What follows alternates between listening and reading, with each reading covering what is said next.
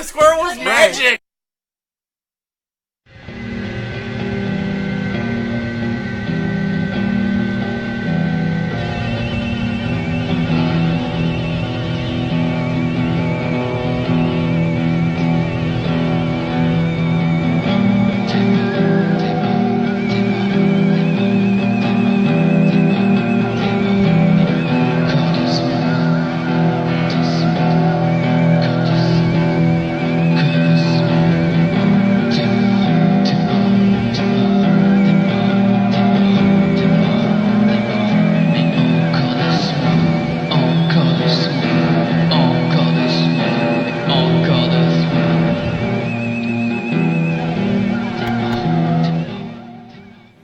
Beware your human heart. This is Diabolical Index for Monday, April 2nd. I almost said June 2nd for some reason. It's April 2nd, 2018, where the pages of the uncanny reside. I'm Corey Dawson, as always. We're coming to you live from Paradox City Books and Games in Rising Sun, Indiana. And at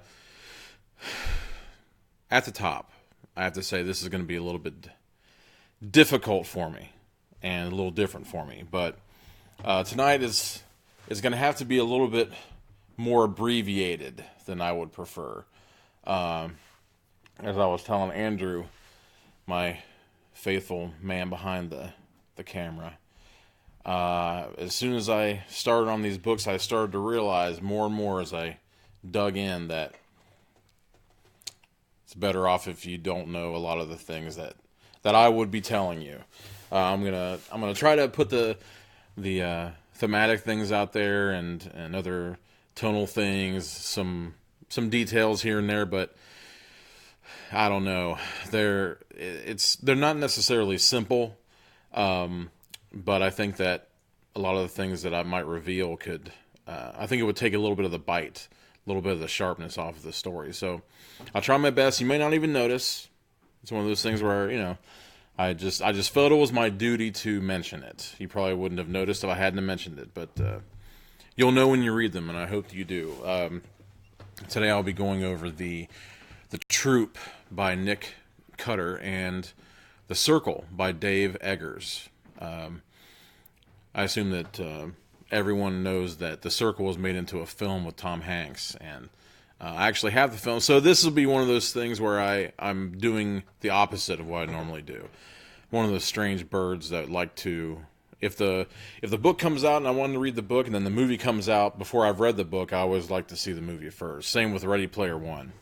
Saw Ready Player One over the weekend, and I've got some things to say about that, but this probably isn't the podcast for it. But I own The Circle as a film, but I haven't checked it out yet. So I actually read the book first this time. So we'll see how that affects it. For me, if you watch the movie first, the movie gives you a kind of distillation.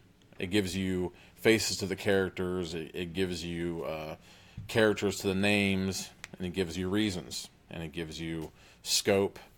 But a lot of times I found, at least 9 times out of 10, I think Fight Club is a notable exception. I think that Fight Club was probably the closest book-to-movie translation I've ever seen. So that, despite the differences, there are some differences. But I do think that in some ways there were some improvements. So it's rare when it happens, but it does happen.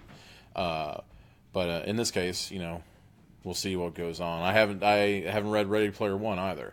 So in this case, I did it in the right order. So I'm hoping, and don't take this the wrong way, but I'm hoping that reading the book second on Ready Player One will enhance my next viewing of it, because it didn't quite hit the mark. But anyway, like I said, I'm not going into that. That's for another podcast. You never know. That might be happening sometime. But speaking of podcasts, I wanted to mention that you'll see that Anamonkai won't be on the list for this week. I think they might have showed up on there, but that's going to be amended. They, as you probably know, it isn't a live podcast. It's brought on and pre-recorded. Just for the time being, keeping our fingers crossed that it's going to go live one of these days. But they usually record on Sundays, and something pretty important happened this Sunday. And everyone was kind of put out, so it wasn't recorded this Sunday. But the boys have assured me that they are going to be back next week, and they were actually with me at the showing of Ready Player One. Of course they were. Why would they ever miss that? I mean, Iron Giant was in there. All kinds of other stuff was in there, and I won't talk about that either. But they were there, and they had a lot of stuff to say about their next episode. So no slacking off. It just family got in the way. Sometimes it happens. But anyway, there are other shows coming. There's one actually that I'm a part of, and a few other members of Magic Scroll Network and other podcasts are involved in it. Actually, Neo Rage is part of it, and the guys from Pointless Discussions, they asked me to come on and help out. It's called The Deplorables. It's kind of top secret. I can't talk too much about it now, but suffice it to say that it's going to have to do with a different game every episode, and game is played, and some things are changed, and some dialogue is laid over it, and the story gets pretty interesting, and it was a lot of fun when I went over to those guys. So apparently it's coming out in April. No particulars on that yet. There's still a lot of work to be done, but keep your eye out for the Deplorables. And also, keep your eye out for Cinematic Reality. The GoFundMe, or was it Indiegogo? I always get it mixed up. The Indiegogo did wonderfully. They made their quota. Although I don't think anyone signed up for the date. There was a date with 605. I'm not so sure that perk got picked up, but you never know. If you pay attention and throw some money at them, they might change their tune on that. But I'm sure they're going to be coming out with updates all over the place for when they get ready for that. And just on a personal note, a very interesting and groundbreaking couple. They have their own production company called Deranged Minds Entertainment. They actually put out Red Eye at the Midwest Horror Fest last year, and they just blew minds all over the place. Their new feature is called Inverted, and I believe that their Indiegogo is still on for that. And in fact, as far as I know, if I'm remembering this correctly, they've got some fantastic actors involved. It blows my mind some of the names that they were able to get. I think her name is Lois Lowry. Maybe that's the author. Actually, I think she wrote The Giver. I can't remember. But definitely Lowry. It may have been Lena Lowry. But she was one of the cast members of Shivers, a David Cronenberg movie from the 70s, early 80s. And it blew my mind when I heard that she was going to be on there. And also, I feel guilty. I don't remember her name, but it was one of the actresses from a personal favorite of mine, indie horror, called Starry Eyes. And if you haven't seen Starry Eyes, and if you haven't seen Shivers for that matter, check them out. They're fantastic. All I'm talking about is movies. It's all Tom Hanks' fault. That's just period. But anyway, speaking of which, let's talk about the births and deaths in literary history, like I normally do. And I might actually talk about a word that I learned while reading these books, which is always fun. I thought about maybe bringing that in, everybody's always surprised when I tell them that I have to break out a dictionary every once in a while. It's totally silly. There's all kinds of words that interest me and that I've never seen before.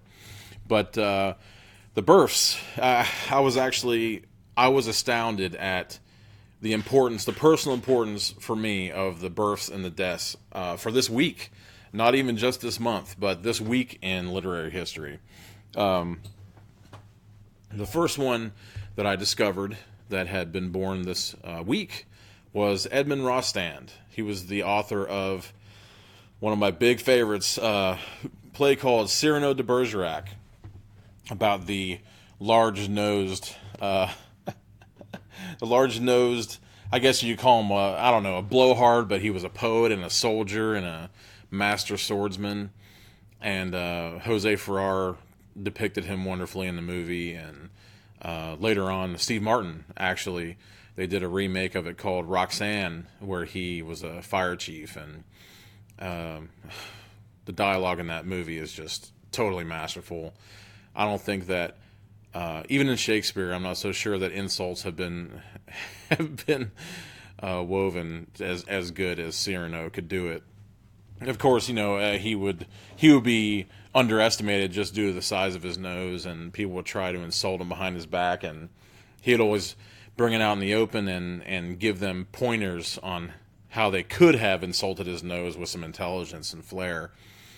And usually after it was over, he pulled out his sword and then he thrust home. So I totally recommend Cyrano de Bergerac, Edmond Rostand. And there were two more actually this week. I was amazed at how many names that were really dear to my heart that were in these numbers. So next one on the list was Washington Irving, and he wrote a couple that you'd probably remember, Rip Van Winkle, and I'm sure that he didn't outright produce that one. I think that may have been a legend that he just put to paper and kind of collected all the different versions and distilled them into one.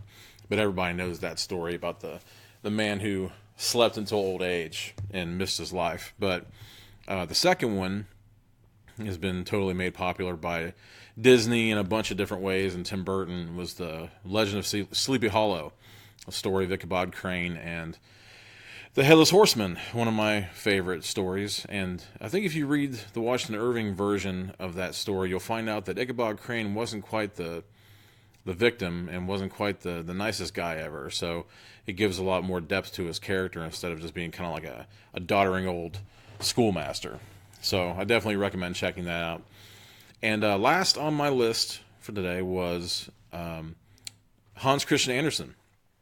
And he had collected the fairy tales over time. And like I said, just like Washington Irving, a lot of these probably weren't in his fairy tale books. They probably weren't on his own, but he had distilled them and kind of brought them out from the cobwebs. But The Princess and the Pea, Thumbelina, Little Mermaid, Emperor's New Clothes.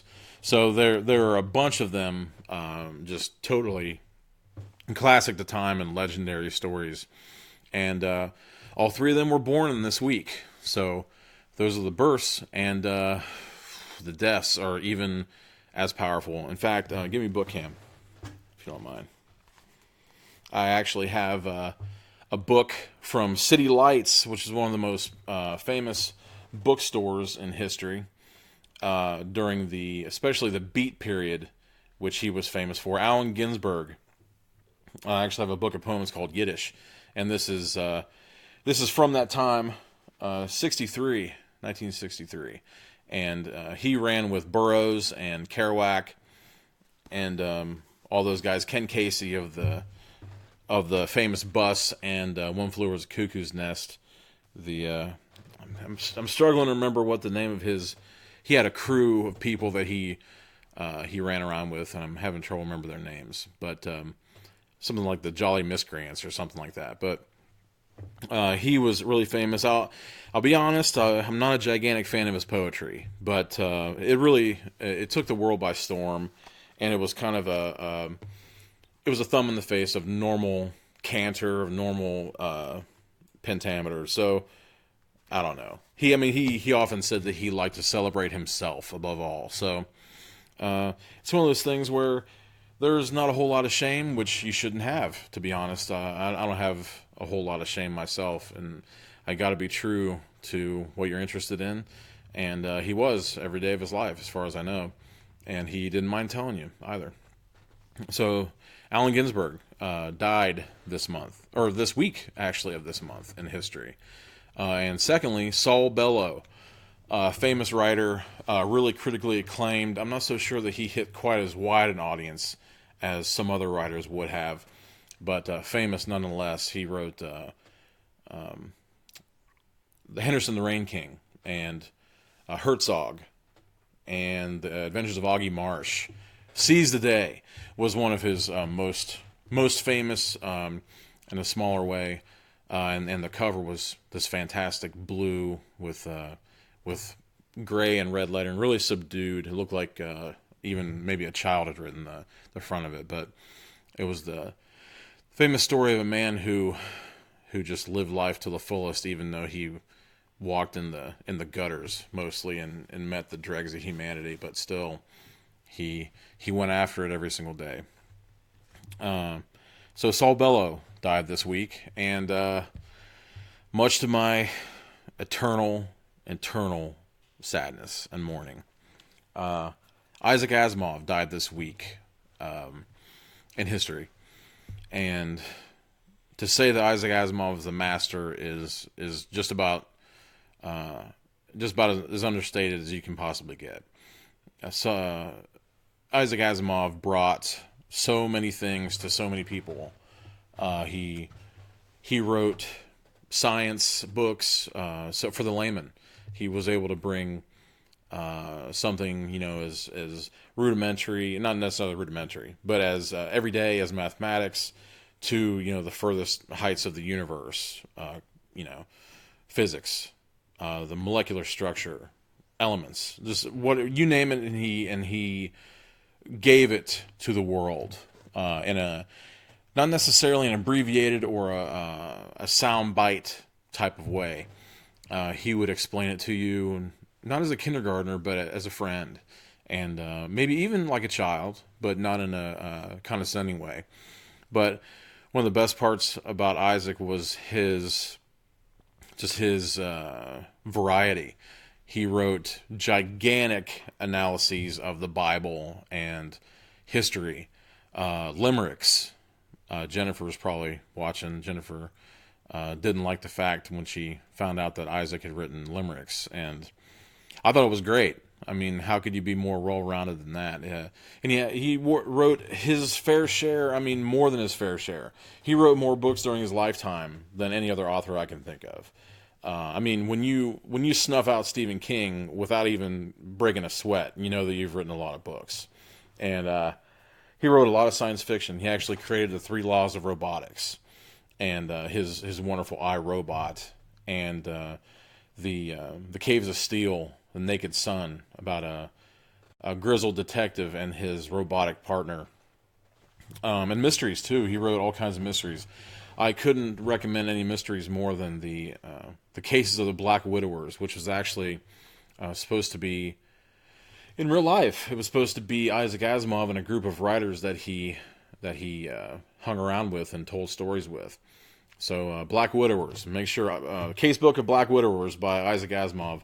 Look for any of those books. I recommend all of them.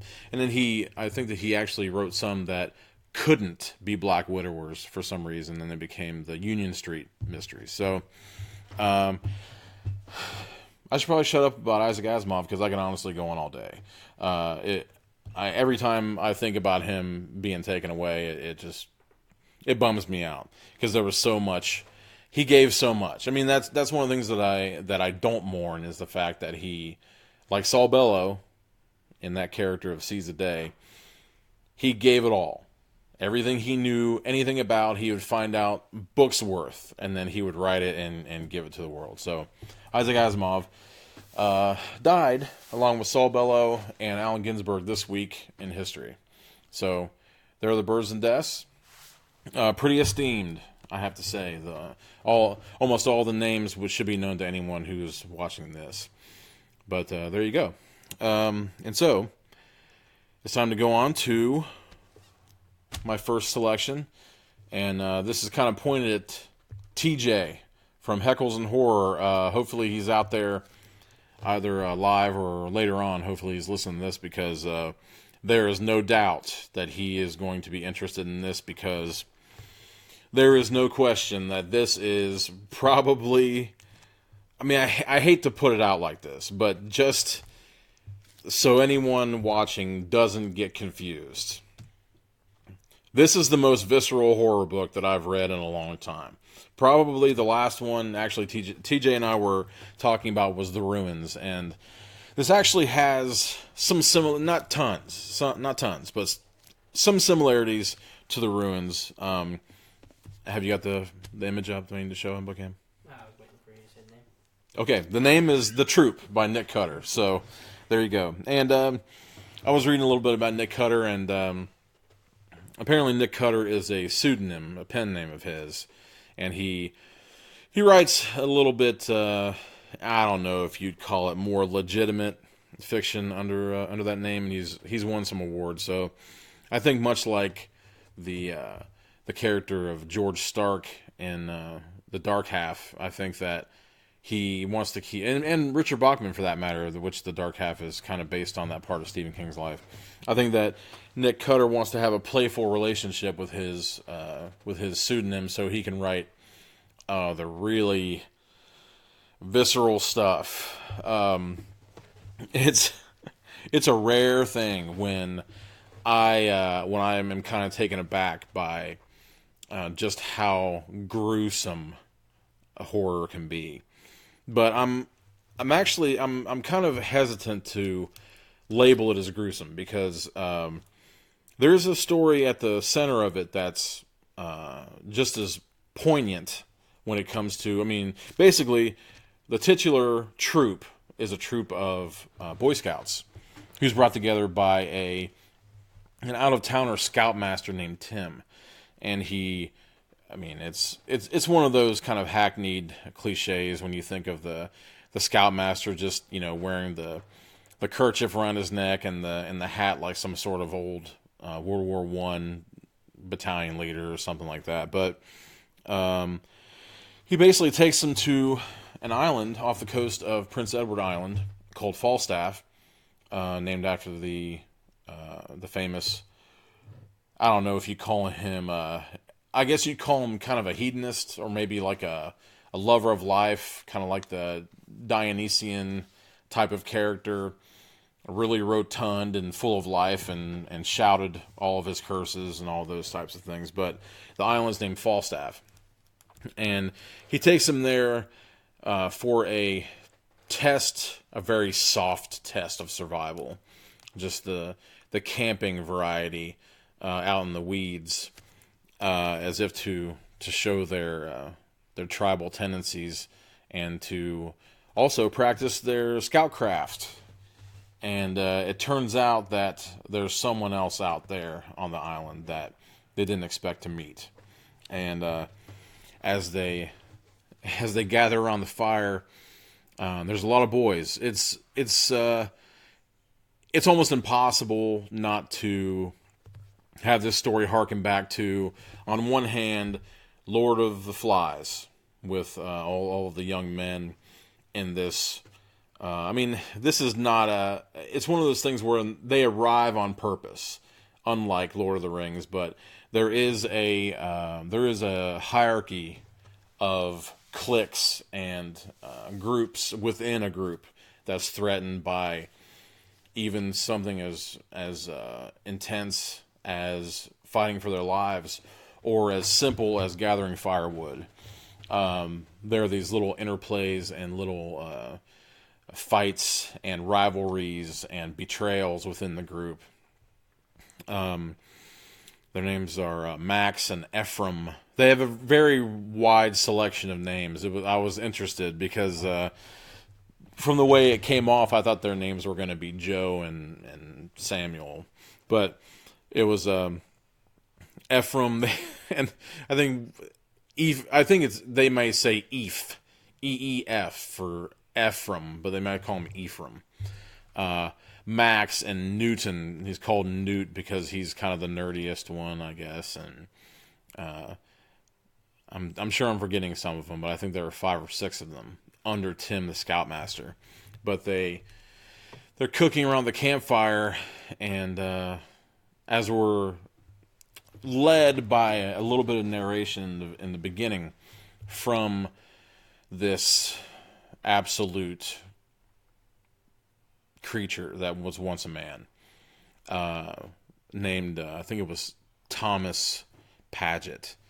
The only reason why I can remember Paget is because one of the guys on the Main Street Lurkers' name is Paget. So, but he absolutely becomes a subhuman creature due to a doctor named Clive Edgerton, who I think, I'm trying to remember this as well, I believe that he mutates a worm called a hydatid, and it's normally just a small, not necessarily harmless, but a worm that he mutates in order to provide a communicable way of weight loss.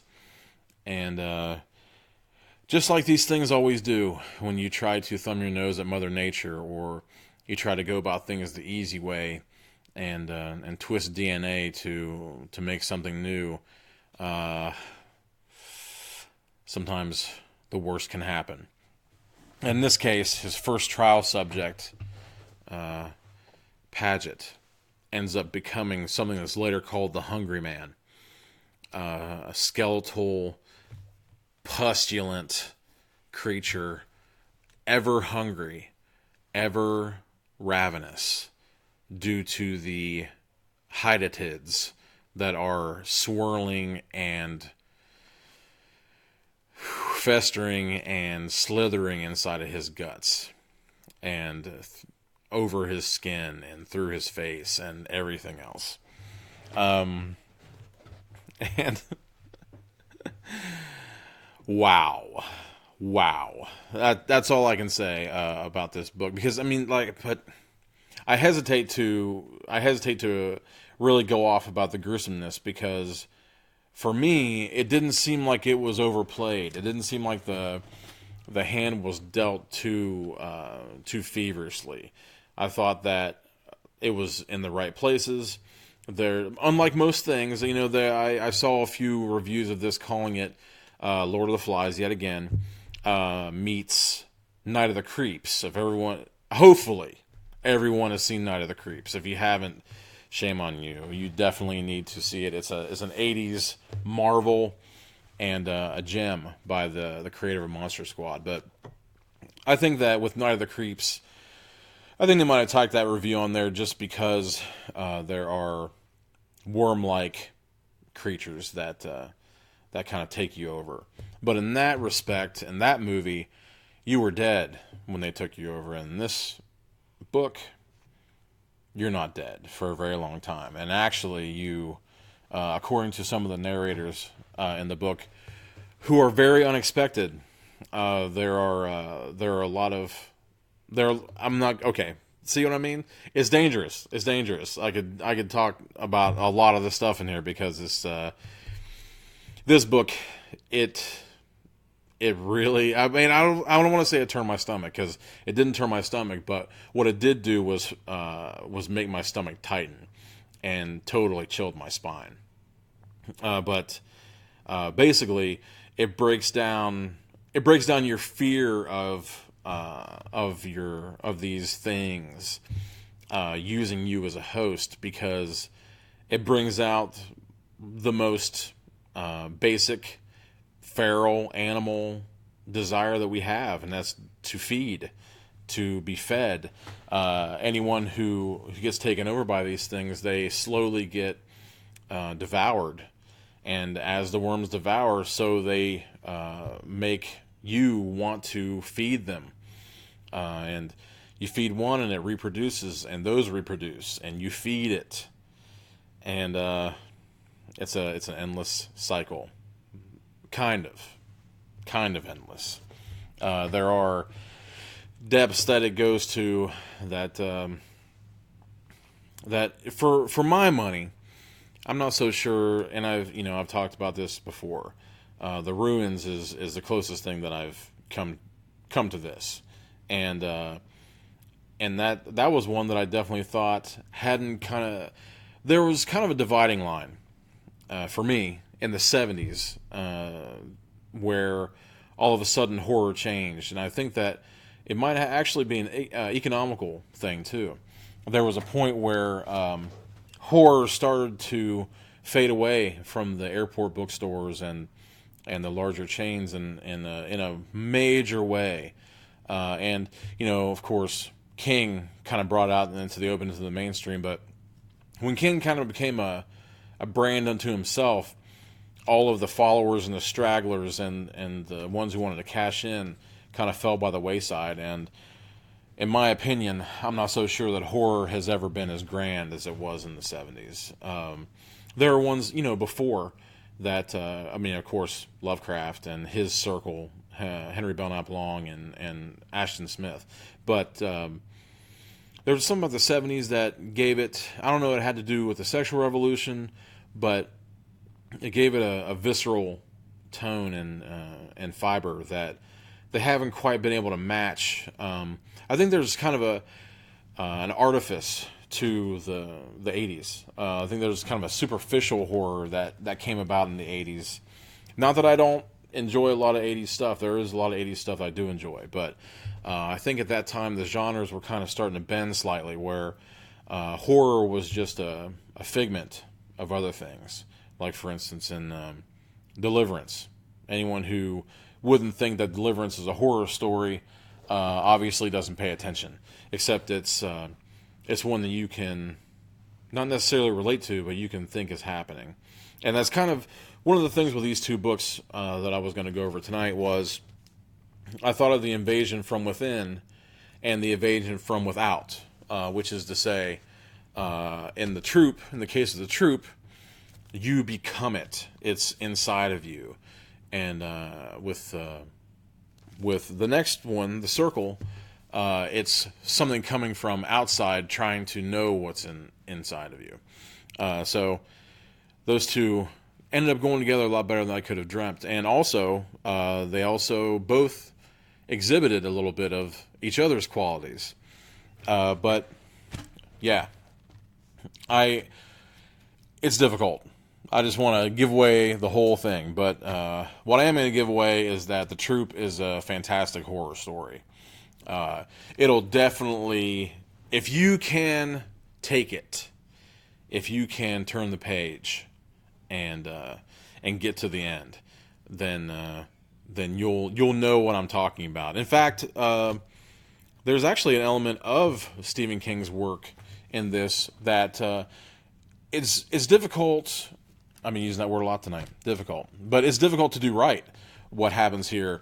In Dracula, there was a adherence to this correspondence used to tell the story, and in Carrie, Stephen King's first kind of big time work, not everything, but kind of the meat of detail was given in newspaper stories and radio broadcasts and TV news shows with Carrie.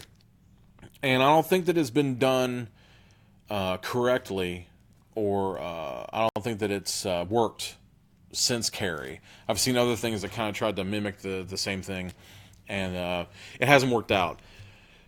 He has done it in this book. There are certain details that you might find yourself when you're reading it. Why is this happening? What started it? Did they survive? A lot of those answers come from different publications that are talked about. There are actually excerpts that are used in between chapters, in between parts, that give you the information you need so you can return back to the human story. And it is a human story. Much like Stand By Me is a human story. Or even, I was kind of reminded of Dreamcatcher in a couple of ways. So there is definitely a human story, but ends up becoming an inhuman antagonist. That's all I'm going to say about The Troop. Definitely check it out. Give me a book camera real fast. The Troop, Nick Cutter.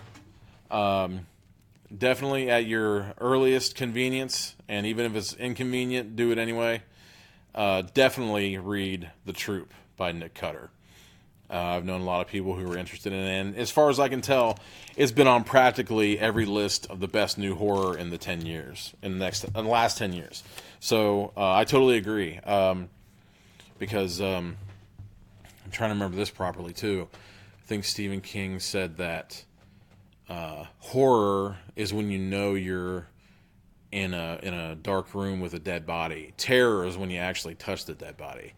But in this case, he did his third go-to, which is the gross out, because there are definitely some gross parts in it. But I don't think it's. I think that what makes it stick and what makes it solid is that it's nothing so far-fetched that you wouldn't be able to imagine it, which is actually the scariest thing. So, anyway, enough of that. The Troop, Nick Cutter. Read it. Period. The second book is called The Circle by Dave Eggers. And I think that the book that Dave Eggers is known for is a heartbreaking work of staggering genius. I think it's called about a. I think it's about a son and his father's relationship, but this is also about a relationship, and it's a relationship between us and our technology and our identity and our wants and likes and desires and practically every element that we share on social media. That was one thing, by the film. I mean, I can't help it. I was influenced by the by the trailer for the film that I had seen, and I really wanted to know what the story was behind it. And once I had picked the troop, for some reason the circle came to mind, and it's it's something that almost can't be expressed because it's so prevalent. It's so present in our everyday lives. What you read in The Circle isn't some overblown dystopia that you see in the news. Things happen, and you amplify it by 100, and all of a sudden you have this dystopian prison. The prison of The Circle is our willingness to tell, our willingness to share, and leave ourselves open to the barbs of popular opinion, and in some case, mob justice. Really, I mean, is there anywhere where you can more easily be overtaken by a mob than the internet? In this case, this is it's paramount. In fact, there is a closest thing that you could call an antagonist in this book. His name is Ty, and he is the golden child, the one who creates the circle. And basically, the circle is this, I guess you'd almost call it like an Apple campus or Google campus, Facebook realm. But it's physical. It's the place where all the people who want to create what we, the format in which we bear ourselves to the world. It's the utopia in which they live, and try to bring this. It's always a misconception. There's always something that someone is selling us, and we see it at face value, and we don't dig deep enough to know that it can be sharpened into a knife. But it's not unbelievable in this circle, in which the protagonist, May, short for Maybelline, which I thought was interesting, but with an E, not a Y. She ends up kind of slaving away in this utility company in this small cubicle that she thought she was going to. She thought she was going to leave. She had grand ideas in college of getting a degree, I believe it was psychology, and finding her way, but she never wanted to actually, pursue that. And really, when all you need is a piece of paper, and it doesn't. I mean, I know very few people who have a degree in anything that end up doing what they studied to do, because it's just the fact and the availability of that piece of paper that is needed to reach even the most medium echelon. So she does that, and she doesn't get any farther than her reach. But she does keep in contact with a friend of hers from college named Annie. And Annie was the one, the golden girl, the one who always did everything right. Even though she would smile and make mistakes, and she would fumble and make friends, and she would completely fail and make the grade. Not due to any sort of sexual prowess or anything like that. She was just unstoppable. Personality. Just an unbelievable collection of quirks that somehow creates this equation that gets them everything they want. I'm sure that everyone watching has known a person like that. And if you don't know that person, you probably are that person. So, It does happen. But Anhe actually paves a way for May to start not necessarily an entry level position, but in a position with teeth at the circle, and allows her to enter and become part of the web and part of the, what, I don't know, I guess you'd even call it like a body, because there's so many things working at once, so many innovations happening at once, that it could almost be the inside of a brain, which is also kind of characterized by the building itself. In order to kind of, I don't know, just kind of bring home this idea of transparency, Ty, the leader of the circle, he actually has two lieutenants. Well, not necessarily lieutenants. They call them the three wise men. Eamon Bailey and the other character, can't remember his name. But it's basically, when you think of any of the big computer magnates of the last 20, 30 years, it's all of those guys rolled into one and then split into three. But everything's made of glass, because there are no hidden places in the circle. He considers information to be like babies. He doesn't want anything killed. No information is to be deleted in the circle, which brings up kind of like the thread of this ultimate corruption at the bottom of the whole story. And it's our story. It's our story now.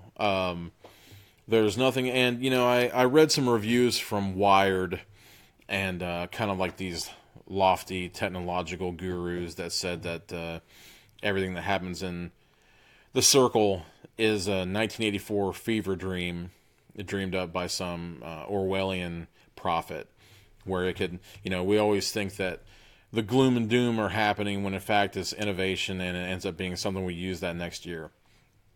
Well, I think that that's definitely a biased attitude, because I saw things in this book that easily touch on our everyday lives, and especially now. I mean, it seems like we can't go a week without finding out about some sort of information dump, some kind of heist from different places where we go on the computer to buy and to sell and to record and to broadcast. And everywhere we go, you got to put it in. If you want to be a part of it, you have to give them a cautious amount of your information. But in the circle, it's all for the taking. The circle is actually built on the premise that once you have this, I guess you'd call it sort of a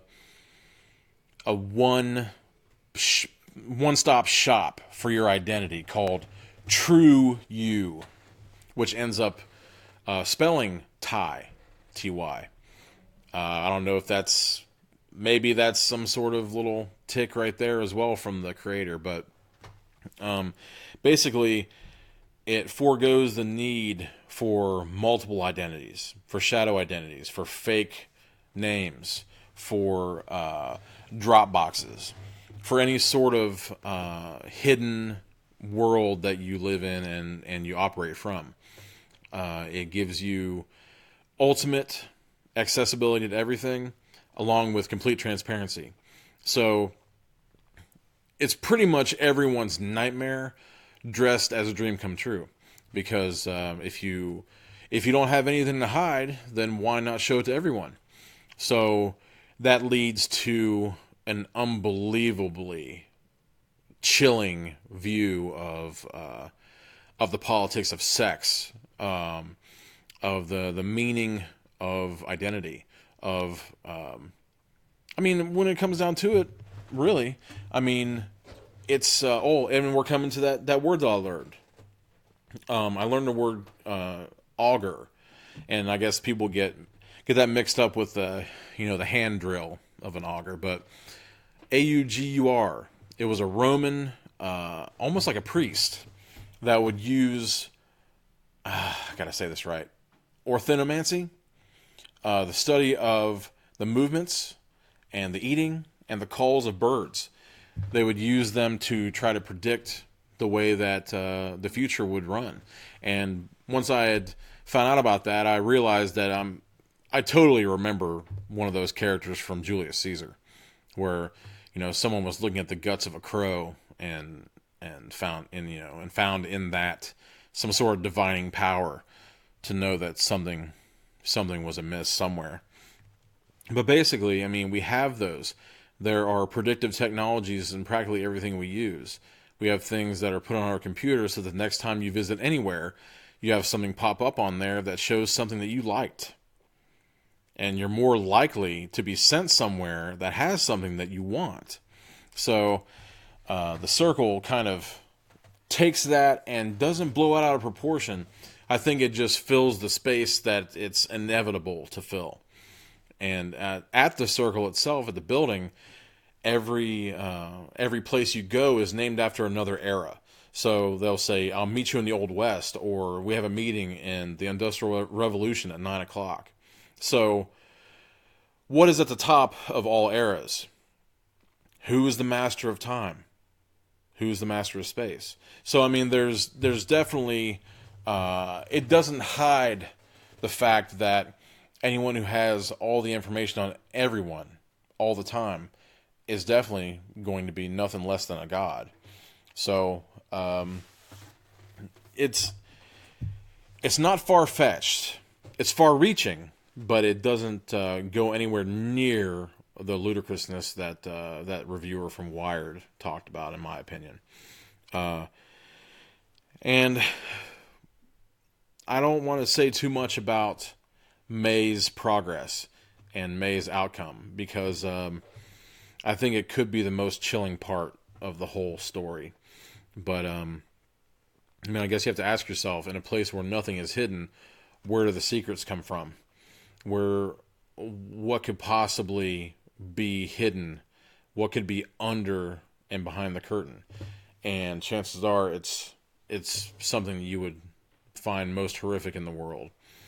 And who knows what happens?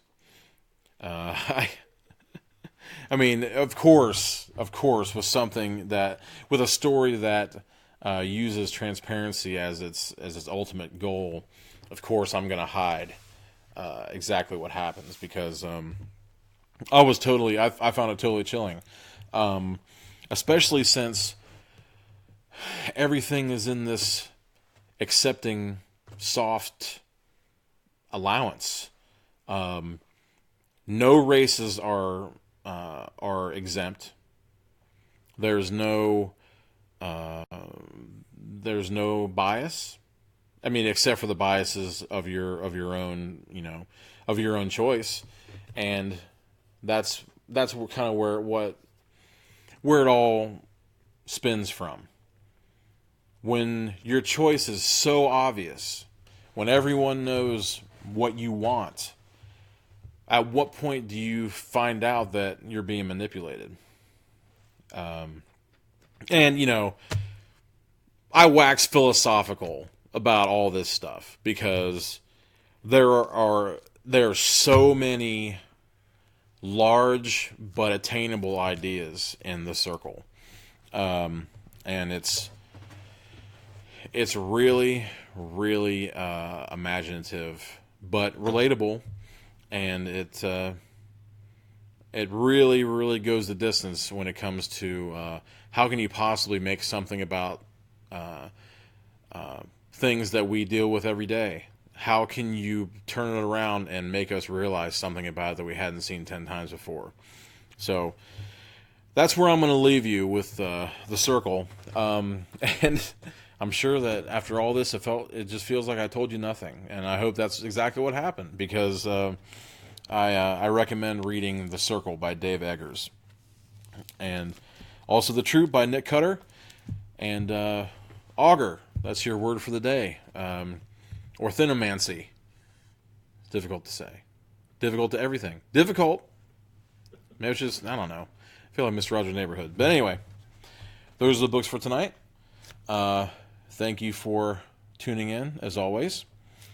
And let's see. I'm still trying to figure out what the non-entry. Believe it or not, it's really difficult to find the Choose Your Own Adventure books. So I'm not so sure that everybody was totally pumped. Actually, maybe it's time for the Lone Wolf. Maybe it's time. I'd say TJ wants some goosebumps. He said he has some goosebumps. Does he? Oh boy. Oh boy. I don't know. Yeah, I think we may have to do Lone Wolf next time. We've done a few of these so far. There's some rules to this one. It's a little bit more complex, but I might try to pare it down and make it a little bit easier, more palatable. But well, give me a book came on this one. It's got this fantastic evil.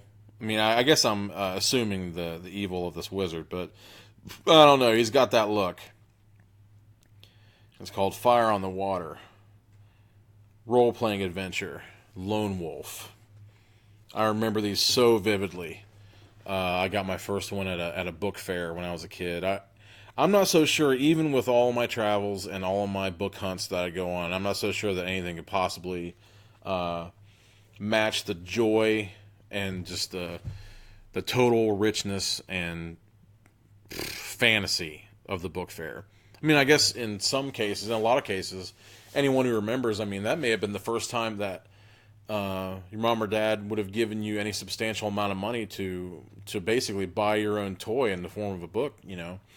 And, of course, I mean, anyone who's been in here, I mean, look behind me. It was never enough. It could never possibly be enough. So, yeah, so I look forward to that. But beware your human heart. This has been the Diabolical Index for April 2nd, 2018. Definitely pick up The Circle by Dave Eggers and The Troop by Nick Cutter, wherever you can find them. Do it so he can buy it. What's that now? Oh, so, okay. Yeah, I'm not going to mention what just happened because I did pretty stupidly once. I'm not going to do that again. But hopefully, Paul is... hopefully, Paul hasn't been, I don't know, deterred from reading The Circle by my vagueness about it. But there's so much to it. James said he misses book fairs. Yeah, me too. James, definitely. Big Curly knows. It's just something, in fact, I look at Lucy's book fair pamphlets, and it just seems like a whole lot of nothing to me. I remember when we got the book fair pamphlets, it was like 5 or 6 pages, and it was so dense. There were so many books on offering. And now it's just big and flashy and pictures and nothing. I mean, I don't know. It seems like I wasn't too much older than her at the time. But maybe they'd have different levels for different ages. I'm not sure. Hopefully, it looks a little bit better after that. But anyway, I'm going off. Yeah, if anyone works for Osborne Books, don't get near me. But anyway, this has been Diabolical Index for April 2nd, 2018. And as always, keep it squirrely.